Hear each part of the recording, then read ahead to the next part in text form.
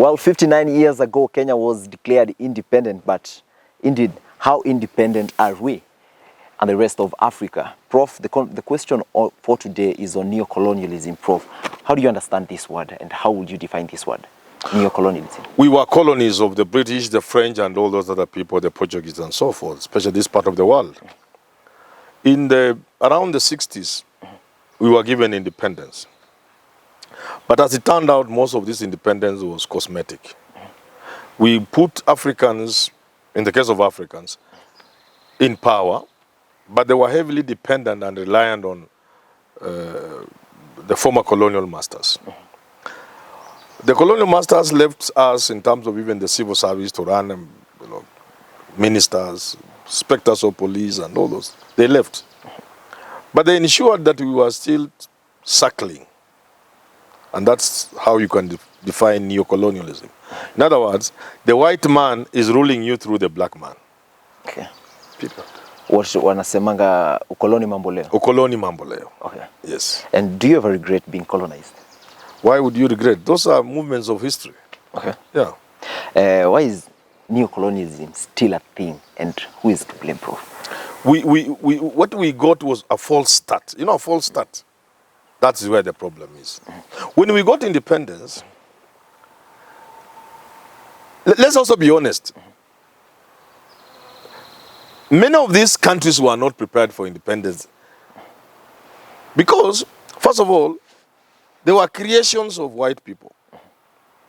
The boundaries drawn put together people who shared nothing in common. Different belief systems, different cultures, different traditions, different economy, different ways of, but they were lumped together and called countries. So when the colonial master left, these people had to coexist within the artificial boundaries. And what is worse, we did not understand the meaning of modern statehood, the modern state. So that confusion is bred all manner of problems we face today. Okay. But in a very simple way, the people who led us into independence turned against us. You see?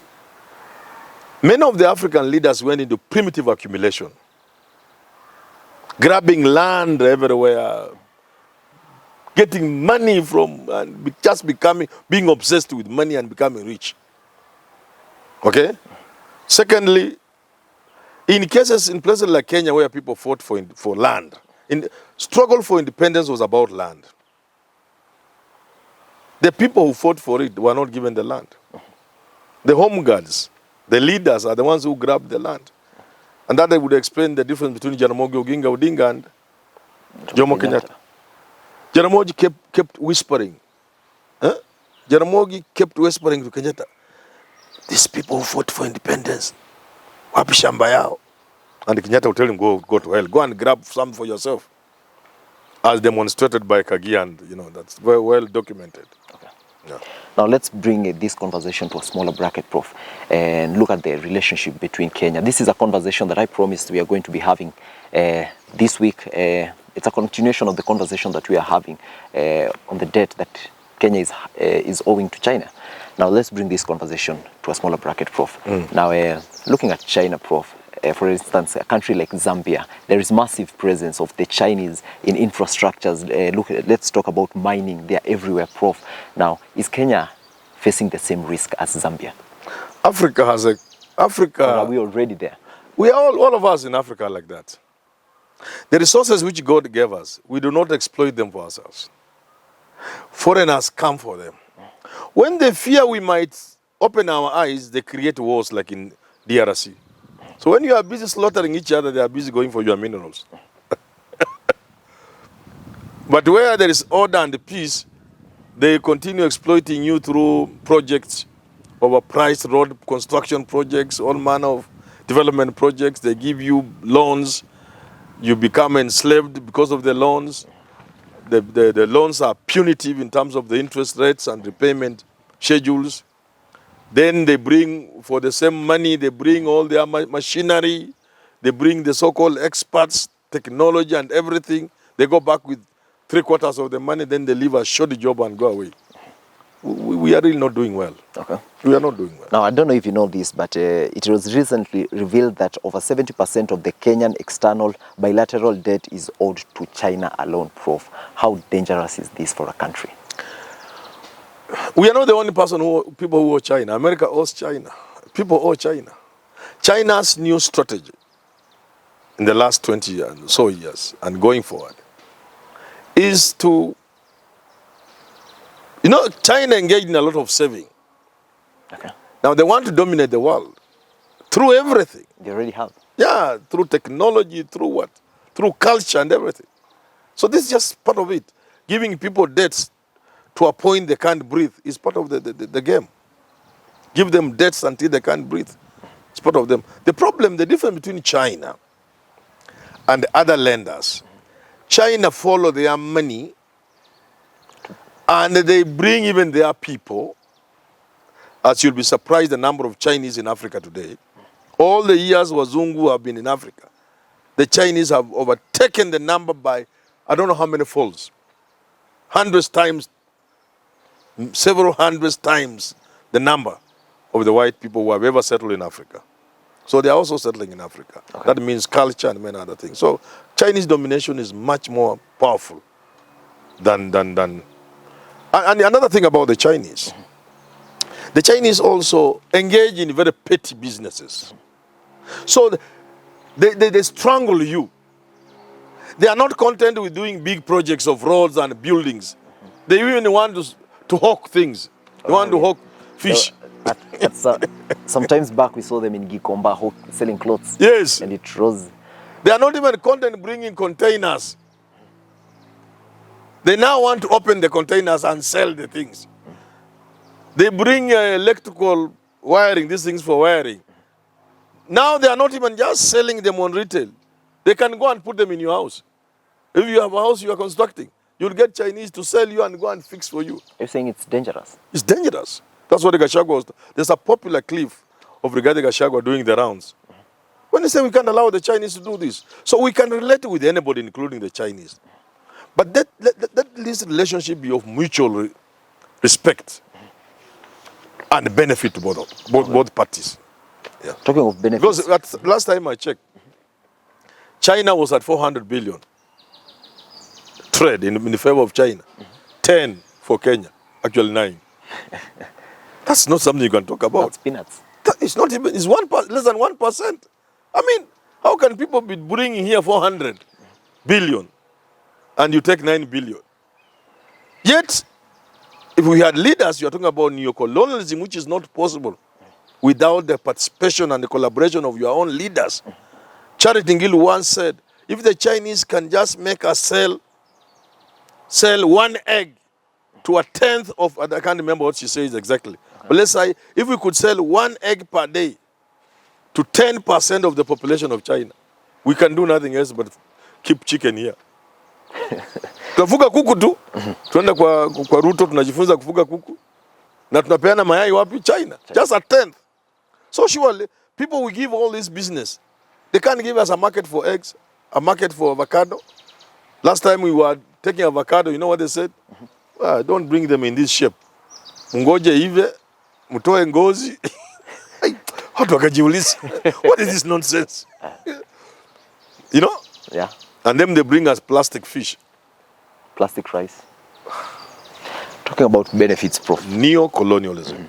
You have mentioned something to do with benefits. Yes, we have good roads, better transport systems, Prof. But the question is, who's benefiting? Is it Africans or is it the Chinese? You know, you could say the roads are good, we shall benefit, certainly. But the Chinese are benefiting because they're the ones who are selling loans to us, selling machinery to us, creating employment for their people. The better question would have asked, who needs the other more? They need us more than we need them. That's where Africa must realize they are. Africa must realize the West, the Japanese, the Chinese, the Koreans need us more than we need them. The moment we realize that, everything is gone. All the problems are gone. They will come kneeling, begging us, and we give them conditions. We shall not be as rough on them as they are on us. because we appreciate they are human beings like us. We shall not treat them like animals the way they treat us. But already we are in this position where we rely on the Western and the Chinese.